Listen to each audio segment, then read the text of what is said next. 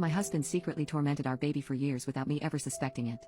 On the 4th of July, when my son was 3 months old, I came home from work with a weird gut feeling that something was off. I walked in the room, saw that the baby was swaddled and asleep in his bassinet, but couldn't shake the feeling. Despite my better judgment, I got undressed to take a shower. Minutes later, before I was even in the shower, I heard this awful noise that will never ever leave my brain.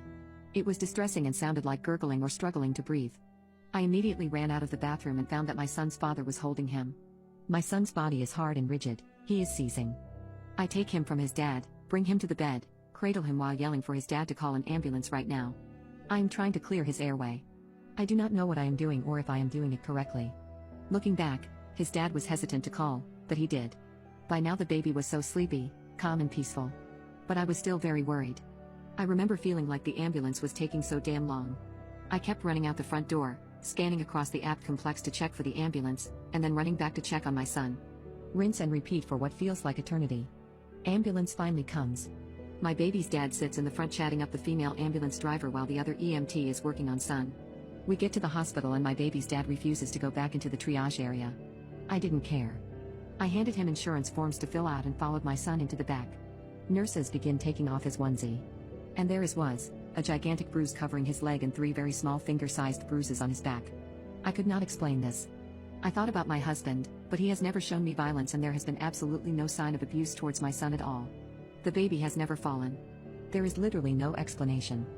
Hours and many tests later, I remember a nurse walking into the room while I was burping my son over my shoulder. Her exact words were, "Be careful patting him, all his ribs but 2 are either broken or fractured." My world as I knew it ended right then and there. I marched out into the waiting room in tears and shock. Informed my baby's father of what I had just found out. His face expression gave me all the answers I needed. He abused him and caused this. From that moment forward, I literally have never spoken to him in person since. He disappeared at one point and the US Marshals had to hunt him down. Eventually he gave a full confession and it made me literally physically ill to read the disgusting things he did to my baby. It started out small, the pinching, the yelling. He would repeatedly blow in his face so that he could not breathe, or throw him in the air then catch him to make the baby quiet. It escalated over time. He admitted to shaking him on several occasions and admitted that the seizure I witnessed was not the first one. That night that I discovered the seizure was the night he banged his head on the bar railing of the bassinet, wounding his skull, and had also picked him up by his leg and yeeted him across the room onto the bed. Again, there were no bruises. He would be sneaky about it, harm him enough to cause pain but not bruises.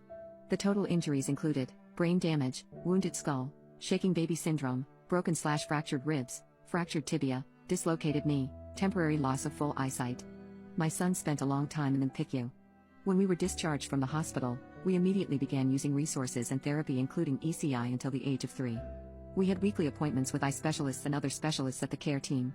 I was told he would be forever disabled but we would not know the extent of the damage until time went on. Areas of brain damage included speech, motor skills and memory. He is 7 now and as of now, cannot do kindergarten level curricula. He struggles immensely despite all of the resources I provide him.